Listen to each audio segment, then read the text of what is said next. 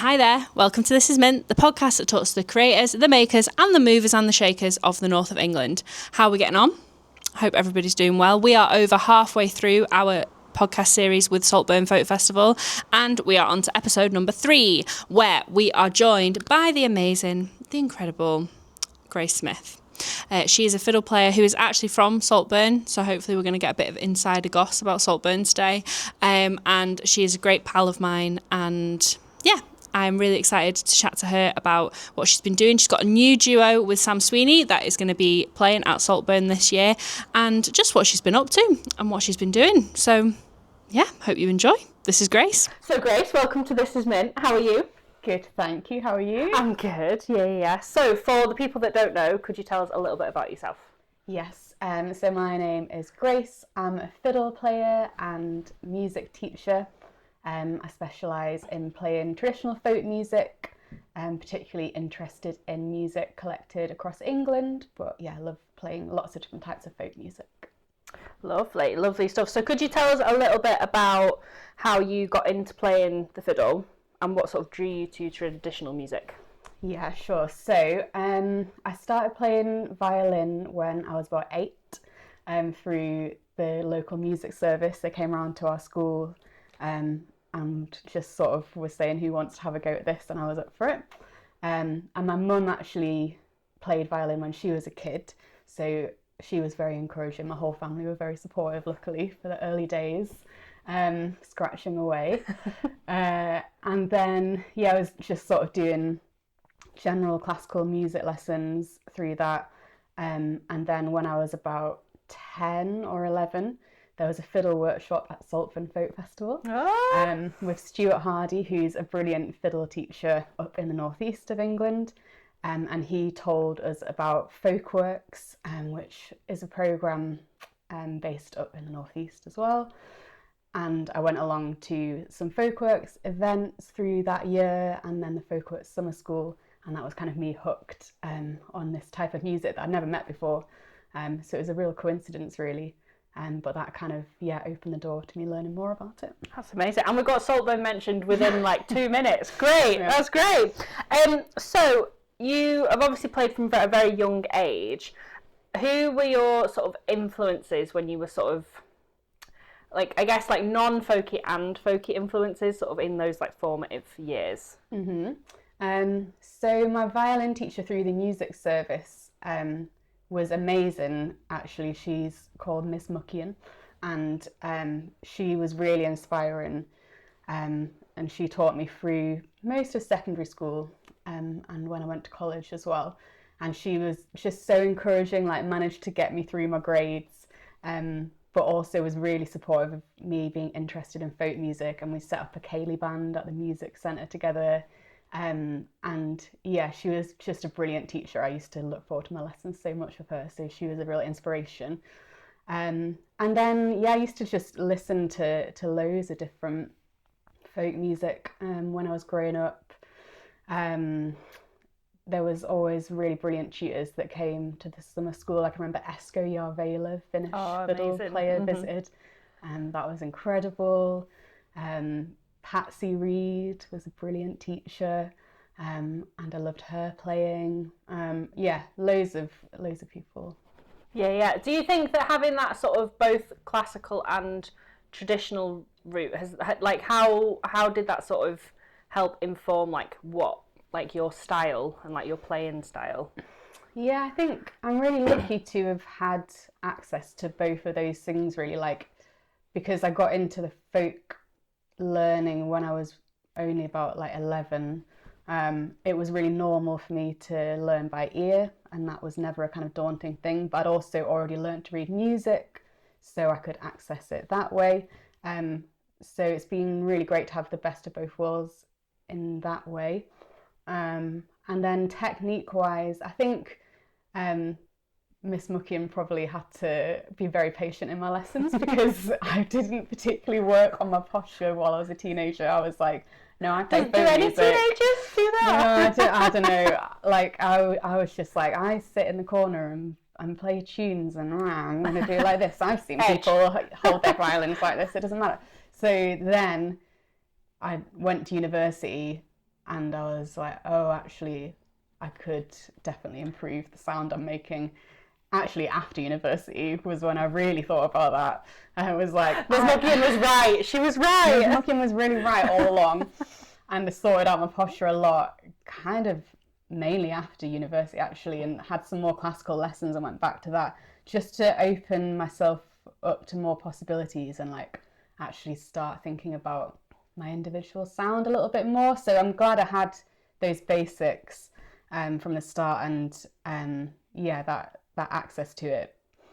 But it's an ongoing journey. Yeah. Sure. Oh, it is for everybody, I think, definitely. So in the current music that you're making at the moment, both with your trio and some of the other projects that you're involved with, you use a lot of like English archive material and things like that. When you're looking for new material, because I always find it really interesting to ask people this, like people who are more into sort of going through archives and things, like what are the things that stick out to you when you're looking for archive material? Like what pops out at you, sort of thing?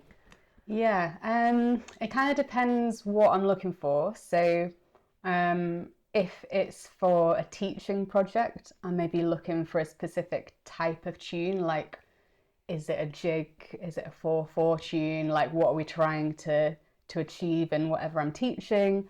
Maybe looking for something with quite a simple structure to then build on.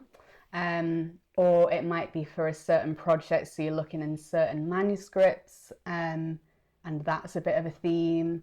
Or sometimes it's just like having a look through and playing everything, and seeing what jumps out and what you like the sound of that day. So I think it really varies as to why you're looking for it.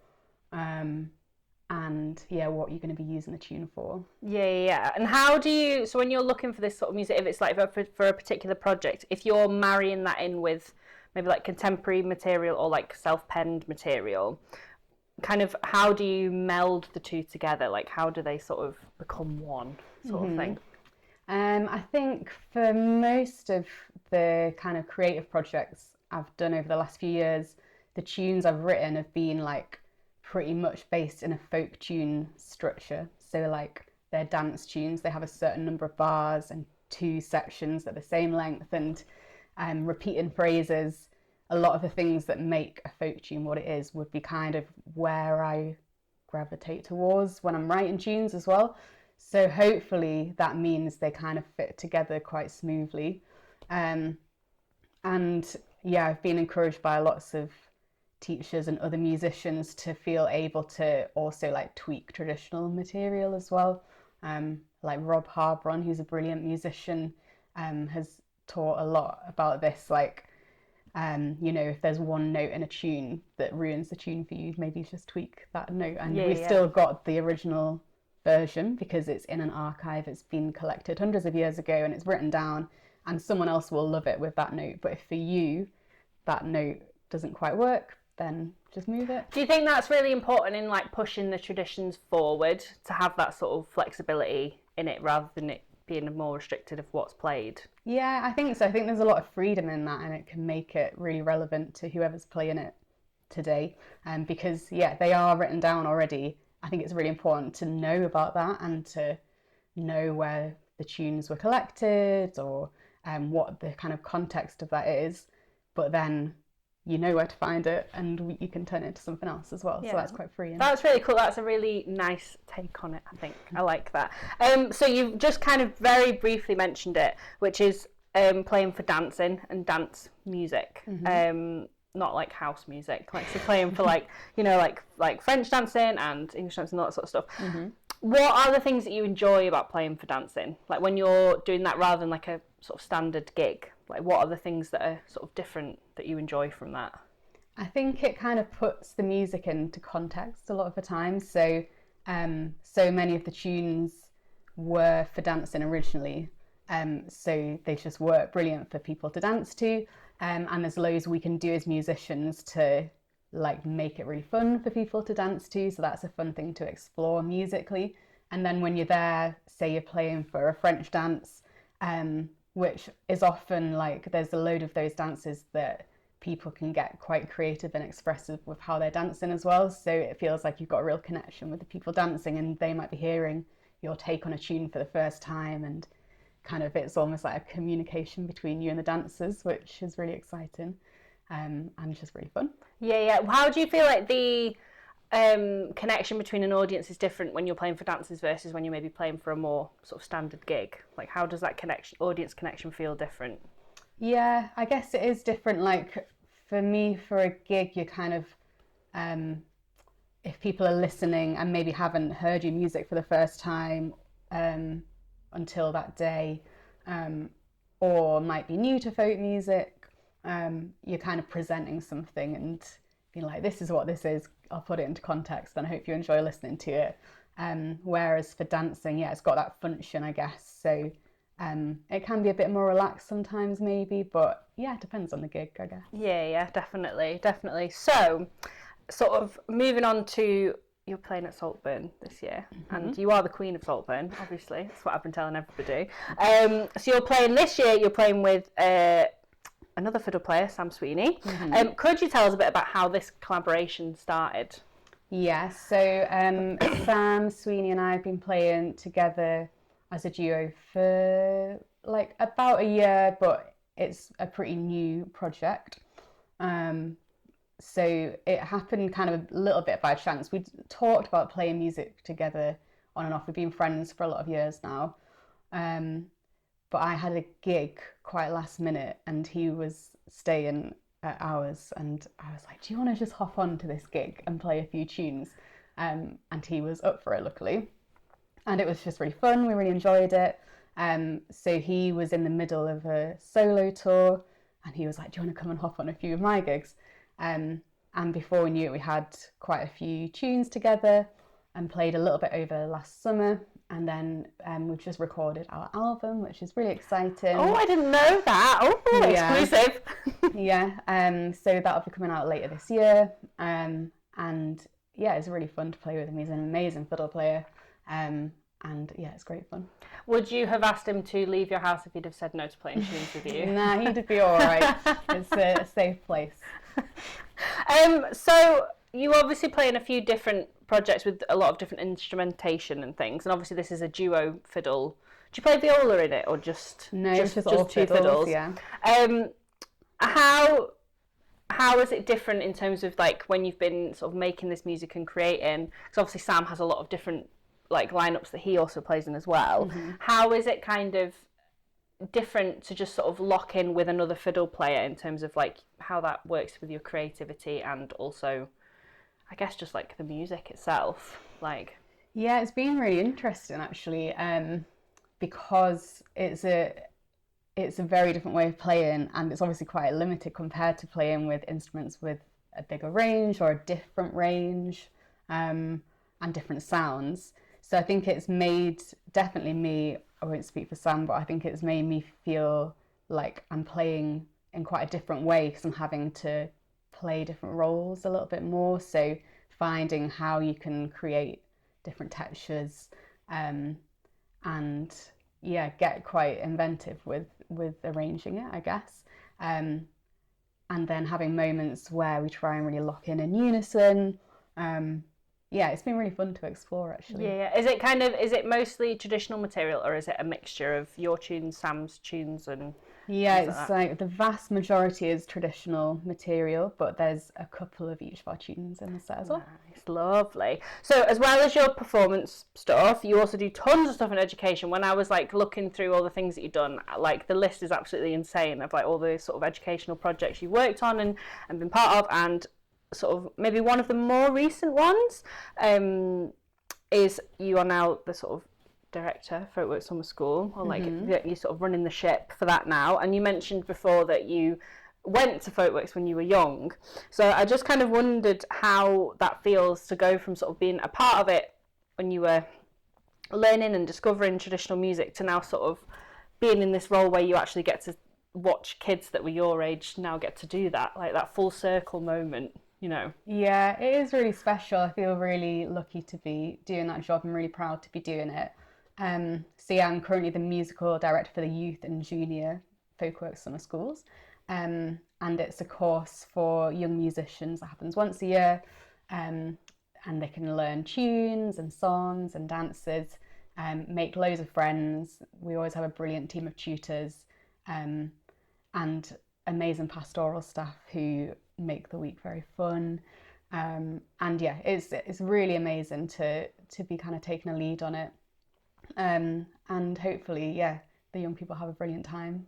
Yeah, so you've been doing it for a few years now. What are the sort of things that, like, I guess as a teacher, you obviously want the kids to feel like they can express themselves and feel like they're in a safe environment to make music and stuff. What are the sort of like special moments during those weeks that you get to see and watch sort of unfold with young people?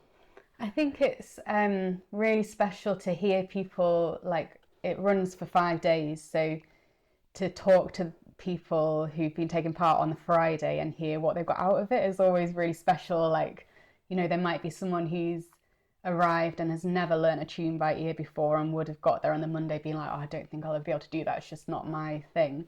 And on Friday being like, oh, I feel so happy I can learn all these things by ear, I'm really proud of myself and I've had so much fun and I want to keep playing folk music. Like, yeah, I think there's been loads of times where that's happened.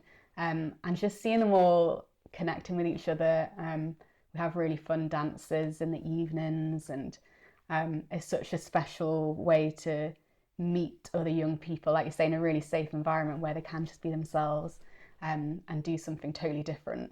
So yeah, it's really cool. Yeah. Oh yeah. I mean, like, I've never done the Folkworks itself, but I mean, like, when I was a kid, I would have loved to have been able to have done something like that and just be totally, it's just being immersed in something that you like for a whole week, which is great. What do you think is the biggest misconception for young people when they, like, if a young person is sort of like sees folk music or they see traditional music, and then maybe just like, what do you think the biggest misconception is about learning it, and what do you try and do in your role as an educator to try and change those maybe preconceptions or stereotypes of traditional music? I guess maybe a lot of young people, when they first meet folk music, they might just have no context as to what it is. You know, if you've not grown up listening to it or doing ceilidh dances or whatever it might be, if you've not been surrounded by it, then chances are you haven't heard it before, other than maybe like in the background of some TV shows and not really knowing what that is. So I guess a lot of it is sort of demystifying it a little bit and just being like, here's just some really fun music. We think it sounds really nice. It can give you lots of musical skills and be a really fun thing for you to try. And you can, like anyone can. So yeah, I guess just trying to make it an inclusive and friendly starting point, because it is such a small bubble of people and it's hard to get into it. So yeah, just trying to be as open as possible. Have you ever had like a particular student that always sticks in your mind as someone who's maybe like, I don't want to play folk music, I don't want to do that, and then they've like completely done like a total 180? Have you ever had that happen before? I mean, probably. I'd like to think so. I want to taught people. No one's coming to mind particularly, but I think there's been lots of cases where people have maybe, felt like it was something a bit alien, and then found, oh yeah, that was a good day of music. So yeah, I hope so. And how do you think? Obviously, there's a lot of commentary and a lot of things in the news about like how like arts funding is getting cut, music services are being like squeezed up to nothing, and you know, lots and lots of arts funding is being cut and all that sort of stuff. How do you think that organisations and schools could maybe do better to support people getting into music? Because obviously you've mentioned about how sometimes with folk music, with it being a more niche genre, I suppose, it's like that thing of children don't have access to it. So what do you think organisations could potentially do to sort of help support children find that music, you know? Yeah, it is definitely an ongoing challenge. Like, it's so increasingly hard for loads of young people to access music, and they might never get to see live music, never mind play instruments. So obviously it would be amazing if there was a lot more funding put into the arts in general, and particularly in education, just to support, you know, music making happening. And then I think it's just sort of trying to work really hard in whatever opportunities you do have to make it as vibrant and safe and have as much longevity as possible with it, which is really hard. Like, it feels like a lot of projects are kind of fighting to keep going, and it's a bit of a year by year thing for so many things that I've worked on in the past. But yeah, just trying to make things as good as you can when you are there, and look at ways of supporting it financially, I guess. But I mean, like, I don't know how much you talked about like your musical background through this, but like things like the Folkworks, where you met folk music. Yes. But like there's a few like amazing examples of how like if folk music can just be part of everyday life, and you've got teachers who put in that energy, which takes a lot of energy, you know, it can have amazing results and people who are really inspired by music. And it just needs people with a lot of enthusiasm, I guess, as well as more funding.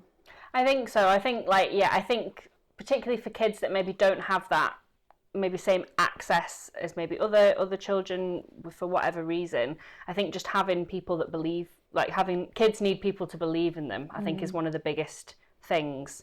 And I think that's definitely something I had, and I think it's maybe something you definitely had as well. And it's like, you know, I think, just having those people that are going to always support children, I think is just like such a brilliant, beautiful thing. So let's chat about Saltburn. Okay, so as a Saltburn native, what are the things you love about Saltburn? Well, obviously it's by the sea, which is the best thing about it. I feel very lucky to have grown up by the sea. And Saltburn now, it's amazing actually. Like, there's so many lovely little cafes and bars, and it's had like a lot of exciting new things pop up, I think. Like, I remember bumping into someone from school maybe just after COVID, and we were like, you can buy clothes here now. Like, there's a clothes shop in Saltburn. So where would you have had to go to buy clothes? Middlesbrough, okay. Yeah, you have to go somewhere else. So like there's some really lovely little places to like mooch about and have nice food and drinks and stuff. But yeah, the seaside is the best thing really, I guess. Yeah. And you now are based in Derbyshire, so you've gone from the east to the west. Is there anything that you miss about the northeast now that you live in the northwest in particular? I mean, I do sometimes miss being by the sea, but like I visit quite a lot, and like I was born in London as well, and like I feel like there's bits about everywhere that I really like, and it's great being a musician that you get to travel around lots of places, so I feel like I don't really have time to miss anything about places. Like, you get the best of everywhere. Yeah, that's a really good one. I didn't know you were born in London. I actually never knew that. There you go, you learn something new every day. So you also mentioned that you went to a workshop at the festival when you were young. So what are the things that you remember about the festival when you were a kid? It was always really fun when it was folk weekend. It's funny because like we all say, oh, it's Saltburn, but it, like, that just means a town to me. So it's like folk weekend or the folk festival. Can we be more specific, please? Thank you. But yeah, when it was Saltburn folk weekend, it was really great because there was different bands visiting, and I used to go to workshops, and I think probably some of my earliest chances to play on stage were like support slots at the festival. And then recently it's had such amazing team working behind it to really like revitalise it, I would say, and there's loads of the stuff that's happened there for years as part of the programme, which is brilliant, and then lots of young and upcoming acts have been part of the festival, loads of workshops and like community projects that happen through the year. So yeah, it's a really brilliant thing. I'm very happy to be part of it. Yeah, who are you looking forward to seeing at the festival? There's loads of people, aren't there? I am really looking forward to seeing Dave Gray and John Doran because I've not seen their new duo outing yet. And I've heard very good things from what I have seen, so looking forward to that. Yeah, very nice, very nice. So, do you have any weird Saltburn facts? Well, I don't know if they're that niche. We did do a lot of kind of local history projects at school. Maybe I guess that the train used to run straight into the hotel. So like in the Victorian times when it was so the town was built up really in like the Victorian era as a holiday destination. So you could get the train and it just goes straight into the hotel, and then you're like, I'm ready to check into my hotel. That's mad. Luxury. That is so mad. That to be fair, that is proper luxury. To be fair, like that is like door to door, literal door to door service. Yeah. I love that. Okay, so my final question. So, what is next for Grace? So you have obviously got your album with Sam that you've just finished, which is very exciting, and then you also have your trio, which we haven't really spoken about very much, but you've got your trio and you have recently got a new member, Tom Kimber. So yeah, tell us a little bit about what's happening next for you. Yeah, so lots of stuff coming up with Sam, as you say, with the album. We've got some gigs as well as a couple of festivals through the summer, including Saltburn. We're going on tour in autumn. And then, I play with the Grace Smith Trio, which is myself, Tom Kimber, as you say, who plays mandolin and tenor guitar, and Sam Partridge, who plays concertina in that band. And we've just done a gig in New Mills in Derbyshire, which was really lovely, and we've got a tour coming up in autumn. We've done this the past few years, which is really lovely, a double-headed tour with Archie Churchill Moss, who's an amazing diatonic button accordion player. So we'll do some tour dates with that kind of double-header show, which would be fab. I'm also really lucky, I've been playing with Methera String Quartet. So we've got a run of dates later this year as well. And just lots of bits and pieces. It's been a really nice, busy time recently. Good, great. Thanks, Grace. Thanks. Thank you for coming on. Thanks for having me. So that was Grace Smith. I love Grace so much. Yeah, it's just so nice to get to hear from a fellow female instrumentalist who's out there doing loads and loads of really cool stuff. I'm so excited to hear her new duo with Sam at Saltburn this year, and just to hear what she's up to and her approach to education. I think she's just a very, very cool person. So if you would like to hear more about Saltburn Folk Festival, then please go over to their website or their social media, and we've got one more episode to go. So stay tuned and we'll catch you next week. Bye.